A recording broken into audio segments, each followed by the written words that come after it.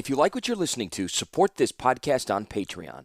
Patreon.com, search Phil Dawson, or find a link in the show notes and join up. It's very much appreciated. Thank you for listening.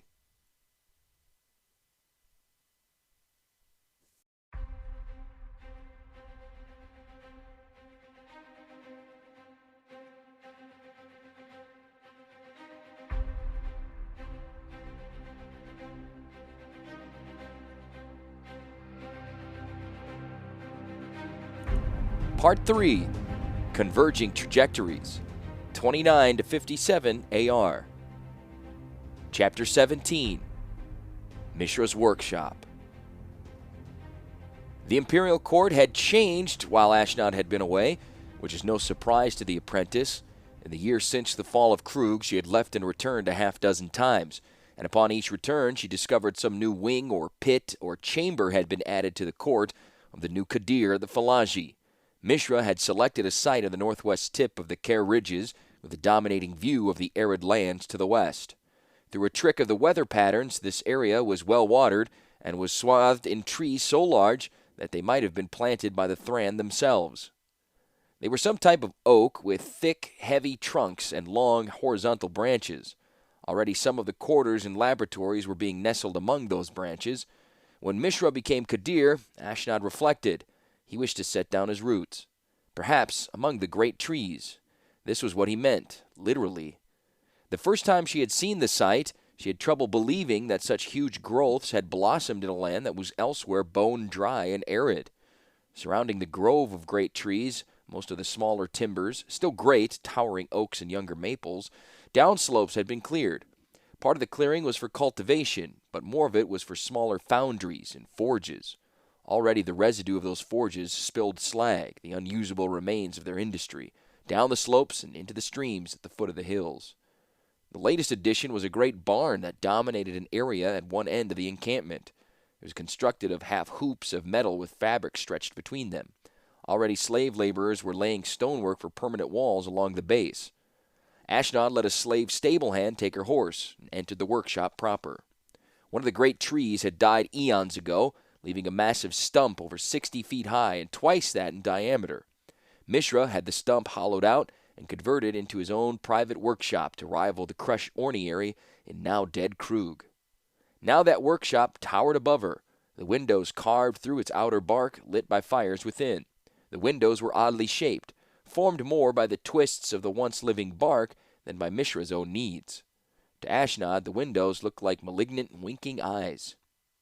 The rooms within were similar odd, strange shapes that resembled teardrops or spirals or multi-planed solids. Rooms rose slightly from one end to the other or were constructed of numerous terraces, each with different machinery. Ashnod had no doubt that there were additional rooms within the structure that had not been there when she had last been present. Such was the sprawling nature of the new Kadir's domains. One thing had not changed was the treasure piled in the hallways, the remains of the initial looting of Krug. There was gold platerware and cracked crystal, gems spilling out of wooden boxes split by rough handling, and rare vases of blue and white glazing with longitudinal cracks running from rim to base. All of it was gathered to celebrate the power of the Raki of the Suardi, their new Kadir by acclamation of the Falaji Empire, the mighty Mishra. One wall had been cleared to allow diplomats, supplicants, courtiers, and other parasites to wait at Mishra's whim. Ashnod did not have to wait, of course, and breezed past these poor wretches. She felt the pressure of their eyes as she passed and smiled. That was one of the good things about returning to Mishra's workshop. The workshop proper was 2 parts library, 2 parts workshop, and 2 parts throne room. A great dark oak throne had been pushed against one wall, piled high with pillows and resting on a carpet of pure regal purple, pulled from the wreckage of the Palace of Krug. The throne was flanked on both sides by piles of books. There were huge books looted from Yosha and shipped from Zegond and Tomakul, huge folios and small personal diaries, scrolls and tablets, and all manners of journals bound in leather of beasts, both common and forgotten. Ashnod noted, not for the first time, that many of the volumes had gathered a thin pattern of dust and had not been disturbed since their initial placement. Ashnod thought of Urza's orniary. Even cleaned and organized for their visit, it had a cluttered look. But it was a busy clutter, an organized chaos, one that was continually in motion, continually evolving. The books in Mishra's workshop might as well be blank for the amount of use they saw. Mishra was not on his throne. While the others cooled their heels outside, he was at a great slate board, another prize of the war, that had been hung along one curved wall.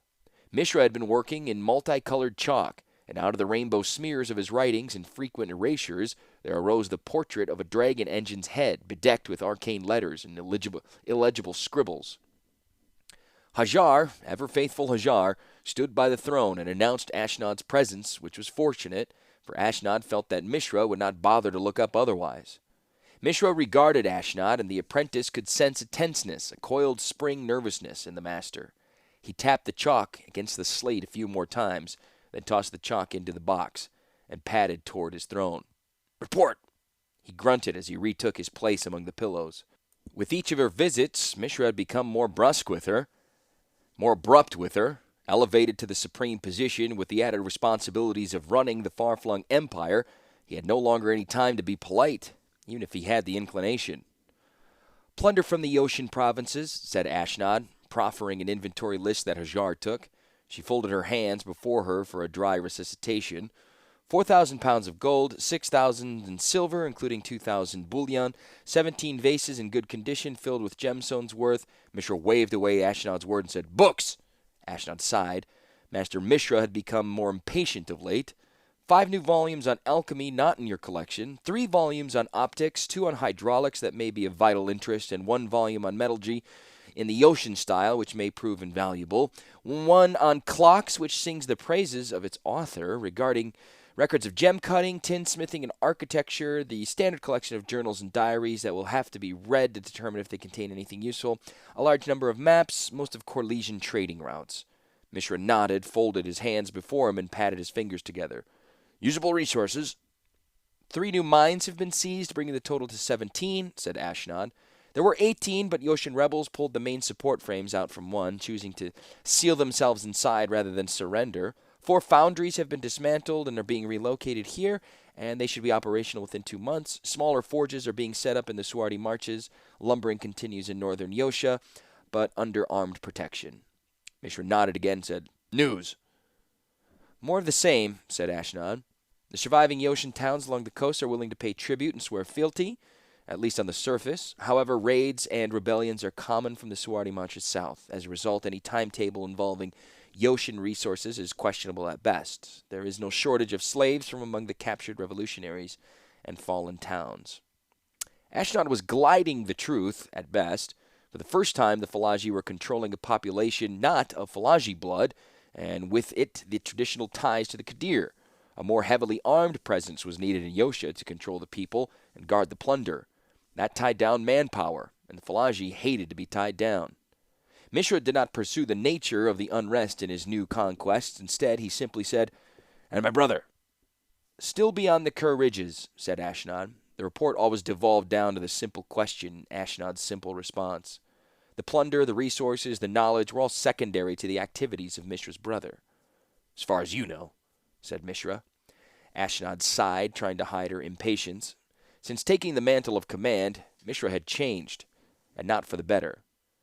"As far as we currently know, ornithopters have been sighted along the major passes eastward, but there have been no organized Yotian resistance. Urza is said to have established an encampment in Argiv, near the Corliss border, but Corliss swears neutrality in the matter in exchange for access to Falaji markets." Hajar made a huffing noise. Most of the Falaji considered the Corlesians as bad as the Yotians, spreading honey lies, friendship, while driving the hardest of bargains. Were the Corliss merchants truly interested in pleasing the Falaji, they would have captured Urza and turned him over when Mishra's brother had crossed into their territory. "What is he waiting for?" said Mishra, patting his fingers together. "It's been a year." "The loss of Krug and most of northern Yosha has struck him hard," said Ashnod. "He may simply be in hiding." "He never hides," said Mishra hotly. "He plots. He plans. He's still in communication with the Yotian towns. I'm sure of it. And the rebels act on his command. He's waiting for the right moment, for the moment of weakness, of inattentiveness, and then—" Mishra raised both hands to indicate the magnitude of his brother's imagined revenge. Ashnod bit her lip, then said, "If that is the case, perhaps we should lay siege to the remaining Yotian towns and plunder them as well, denying him any further resources. Our dragon engines have been quiet for surprisingly long." Mishra made a grunting noise and slid off his throne. He motioned for Ashnod to follow as he headed for a side door to his throne room. Ashnod followed, and the rear of the procession was brought up by Hajar. The side door led to a spiral stairway that corkscrewed through the once living wood of the workshop. That, in turn, led to a postern gate alongside a massive stump. Mishra walked through the new barn, a curious Ashnod and impressive Hajar in tow. A few of the slaves building the walls paused to watch them pass and earned a beating from the slave masters for the effrontery. The interior of the new building was a single room dominated by two great machines. Small figures, scholars sent by Zegon and Tamakul, and students from among the brightest of Falaji climbed over the machines like ants over a carcass. The first of the machines looked very much like a carcass. It was one of the dragon engines, laying on its side. Its lower treads had been removed, and the plates along its belly had been pried loose to reveal the network of cables beneath. These had been uncoiled, like entrails, to reveal pumps and servos within the heart of the beast. Several small gems glittered weakly within the great wounds of the creation, but for the most part, it was an inert thing, a dead creature. Alongside it was a second dragon engine, which resembled the first as a child's drawing of a horse resembles the real creature. It was all hammered angles and sharp edges, and lacked the graceful, fluid styling of the partially dismantled creature beside it. Its face was similar, but frozen in a parody of the original dragon engine. Its muscles were not fluid cables, but roughly honed slabs of metal held together by rivets and welds. The second dragon engine was under construction, and as Ashnod watched, the scholars and students managed to get it to raise a foreleg. It was functional, but looked less a living thing than a damaged beast next to it. "It was injured in Krug," said Mishra, regarding the fallen dragon engine, his face almost pained by the sight. "Against one of my brother's accursed avengers. It survived the battle, but one by one its systems began to fail. It faltered. It was paralyzed along one side, and then it went blind. There was nothing for it but slowly monitor its decay. None beyond this encampment know this." Ashnod shrugged.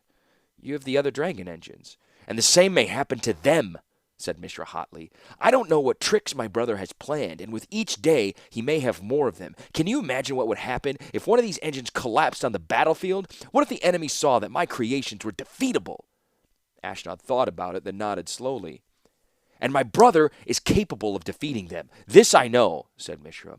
"If only I had remained alongside it. But no, instead I chose to take an engine in a fruitless pursuit of one of Urza's ornithopters, thinking it held possible hostages. A small error on my part, but a fatal one for this engine. If I had remained in Krug, this would still be functional." If you had remained in Krug, thought Ashnod, you'd likely not be Kadir now. But Mishra knew nothing of that, nor of her involvement with Tawnos and the Queen. She only nodded. Mishra waved at the other construct. "And this is but a shadow, a puppet crafted to resemble the original. It has most of the power and none of the grace of the original, none of the sentience, none of the life. There are secrets locked within the dying body, terrible secrets that are beyond our power to duplicate. Perhaps Urza," Mishra's voice trailed off, then returned with iron behind the tone, "Urza could, which is why we must be ready these new engines, new devices to keep him at bay." Ashnod said, "Master Mishra, I think I can help." Mishra turned to her. "You can rebuild the dying engine?" Ashnod looked at the carcass of the original dragon engine. It looked like a carrion picked apart by beetles. She shook her head. "Your own plans proceed apace. Allow me to return to my own studies, and I can give you weapons to defeat your brother." "I need you to oversee the plundering of Yosha," said Mishra. "Only you know what is valuable and what is dross." Ashnod shook her head. "Much of what is valuable from Yosha has already been taken, or can be demanded as tribute, or has been pirated away to Corliss. You don't need me to scavenge." "My lord, you need me to think, to help build." Mishra thought a moment, and Ashnod continued. "I have had time to think of matters, both in my forced rest as a guest of Krug, and later, seeking books of information for you. I believe that I can wrap a machine around a spark of life. I believe I can merge the living and unliving together. I can give you the army to defeat Urza." Mishra rocked slightly back and forth and shook his head. "I need you to be my eyes, my ears beyond these walls. There's much I need to have done, and so few, like you and Hajar here, who I trust to do it." Ashnod tilted her head to one side and said, "A pity. Urza would trust Tawnos with such a matter. Indeed, it was Tawnos the student who distracted you with the fleeing ornithopter, for Urza the master had trained him well. Are you saying that Urza is a better master than you are?" A red storm of rage formed on Mishra's face, and for a moment Ashnod wondered if she had pressed too far.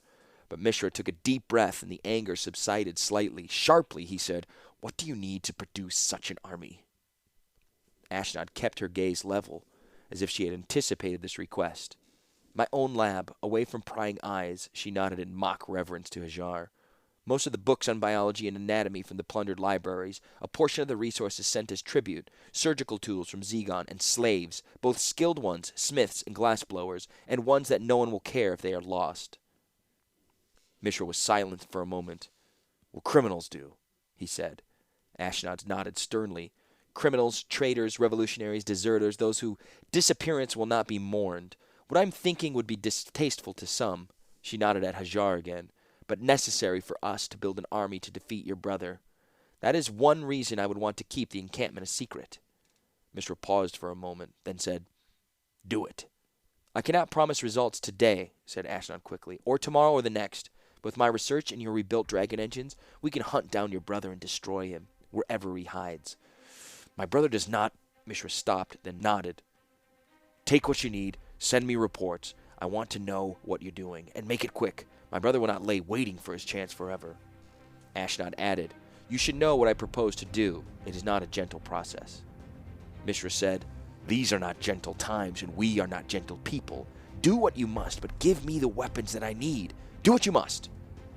Ashnod bowed low, and Mishra spun on his heels, retreating back up the hillside to his warped workshop. Hajar, his silent ghost, followed in his wake. After they returned to closed doors, Ashnod thought. The Falaji assistant would counsel his Qadir against trusting the scarlet-haired woman, or he would commend the Qadir on his wisdom and be relieved that the woman would no longer be a regular participant in Mishra's court. It mattered not to Ashnod. She waited until both figures were out of sight. Then she allowed a slow smile to spread across her face. She had gotten what she wanted, her own shop, and the freedom to pursue her own studies. And she learned something else. Whatever else Mishra was, he was afraid. Afraid of his brother. Afraid of being punished for stealing his brother's woman, for destroying his brother's house, for breaking his brother's toys. It was a useful tool to use in dealing with the new Qadir, but one she had to be careful not to be blunt with overuse. "Speak the magic word, and the gates to the treasure swing open," she said to herself, thinking of an old Falaji legend. "And the secret word is Urza." She watched the ants scuttle over the two dragon engine carcasses, stripping one to provide life for the other. Then she returned to her own quarters to finalize her plans for the future.